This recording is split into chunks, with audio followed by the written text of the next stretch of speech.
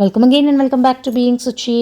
మంచి tasty healthy veg roll చూసేద్దామా. Healthy అంటే 100% హెల్దీ ఏం కాదులేండి, కానీ బట్ ఇట్స్ హెల్దీ. ముందుగా అయితే నెయ్యి తీసుకుని దాంట్లో paneer cubes, capsicum, tomato, onion and కొంచెం గ్రీన్ చిల్లీ వేసాను. మీకు గ్రీన్ చిల్లీ అవాయిడ్ చేయొచ్చు, కిడ్స్ తినలేరు అనుకుంటే మీ ఇంట్లో అవాయిడ్ చేసేయండి కంప్లీట్లీ, బికాస్ దానిపైన మనం చాలా కారం రిలేటెడ్వి స్పైసెస్ యాడ్ చేస్తాం. సో సన్నగా కట్ చేసుకోండి, నాలాగా చేత కాకపోతే ఇలా కూడా కట్ చేయొచ్చు. అది ఎలా అయినా కట్ చేసుకోవచ్చు, మీ కంఫర్ట్ని బట్టి మీరు బైట్ సైజ్ కట్ చేసుకుంటే చాలు. సో మన ఫ్రిడ్జ్లో ఇవి కామన్గా ఉండే ఐటమ్సే కదా.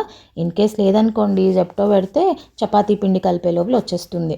నేను అదే చేశాను ఇవాళ. మార్నింగ్ 4:30కి లేచి ఫ్రెష్ అయిపోయిన తర్వాత జెప్టో ఆర్డర్ చేసుకున్నా.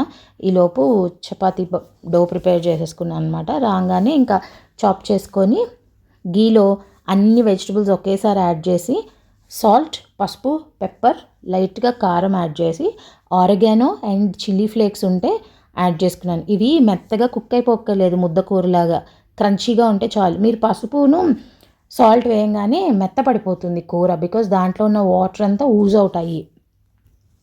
మొత్తానికైతే ఇది ఒక 5 minutes తర్వాత మనము స్టవ్ ఆఫ్ చేసేసుకుందాము. సో చపాతీలు కూడా తయారైపోయాయి మన ఇంట్లో ఆల్రెడీ అప్పటికే.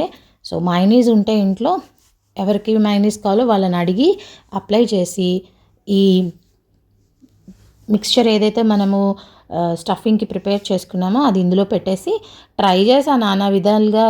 ఫ్రాంకీగా బండి మీద చేస్తారు కదా, అట్లా పెట్టడానికి సమ్హౌ ఐ మేనేజ్డ్ ఏదో. మొత్తానికైతే వెజ్ రోల్ అయితే రెడీ అయిపోయింది. టేస్టీగా ఉంది, మీరు ఖచ్చితంగా ట్రై చేయొచ్చు. ఒక్కటి తింటే కడుపు నిండిపోయి 2-3 hours ఆకలి కూడా వేయట్లేదు. ఈ రెసిపీ పల్లవి నాకు షేర్ చేసిందనమాట.